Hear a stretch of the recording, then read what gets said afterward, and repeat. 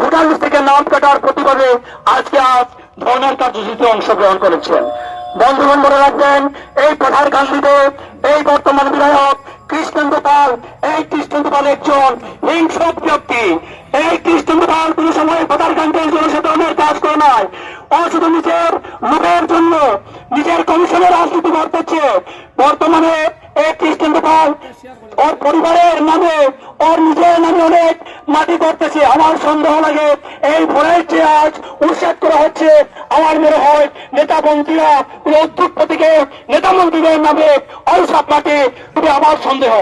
বন্ধুগণ, আজ পাথারকান্দিতে যে দুর্নীতি, কমিশনের রাজনীতি, কয়লা সিন্ডিকেট, সুপারি সিন্ডিকেট, বন্ধুগণ, এইসব থেকে যদি আমাদের রক্ষা পেতে হয়, আমরা সবাই একসঙ্গে একসরে 2026-এর বর্তমান যে নির্বাচন হচ্ছে, সেই নির্বাচন আমাদের কংগ্রেস পার্টি যেই আসবে তাকে আমরা জিতিয়ে আমরা এই কৃষ্ণেন্দু পালকে পাথারকান্দির মাটি থেকে চিরদিনের জন্য বিদায় দিতে হবে।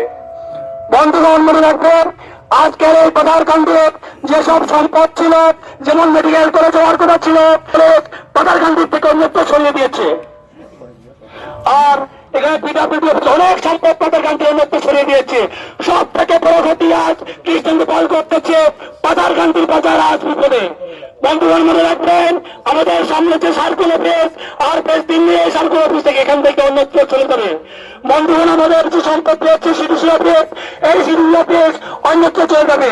এভাবে এক একটি করে পাথারকান্দির সম্পদ এখান থেকে সরিয়ে পাথারকান্দির বাজারকে ধ্বংস করার যে প্রচেষ্টা করতেছে, সেই ধ্বংস করার প্রচেষ্টাকে আমরা প্রতিবাদ করব। যতদিন পর্যন্ত আমরা জীবিত আছি, আমাদের সাথ আছে, রক্ত আছে, আমরা প্রতিবাদ করতে যাব। কৃষ্ণেন্দু পালকে বিদায় দিতে যদি আমাদের এক এক ফুটা রক্তের প্রয়োজন, আমরা পাথারকান্দিতে আমাদের এক ফুটা রক্ত দিতে আমরা রাজি আছি।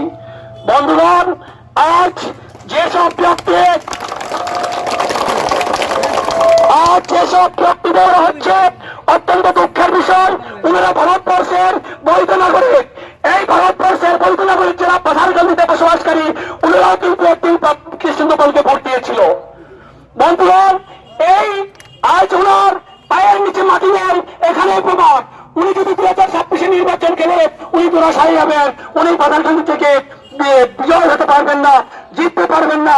সেই ভয়ে আজ বিশেষ একটা সম্প্রদায়কে টার্গেট করে ভোটার লিস্ট থেকে নাম কর্তন করার যে প্রচেষ্টা, এই প্রচেষ্টাকে আমরা নিন্দা জানাই।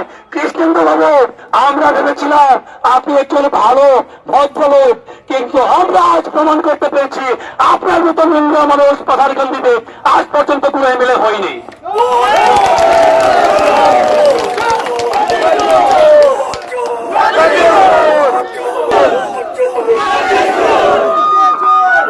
আমি আমার বক্তব্য বেশি লম্বা করছি না, কারণ রমজান মাসের সময় অনেকে অসুবিধা হচ্ছে।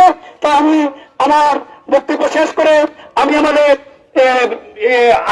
আসাম প্রদেশ কংগ্রেসের সম্মানিত জেনারেল সেক্রেটারি প্রদীপ কুমার মহাশয়কে ওনার মূল্যবান বক্তব্য তুলে ধরার জন্য অনুরোধ করছি।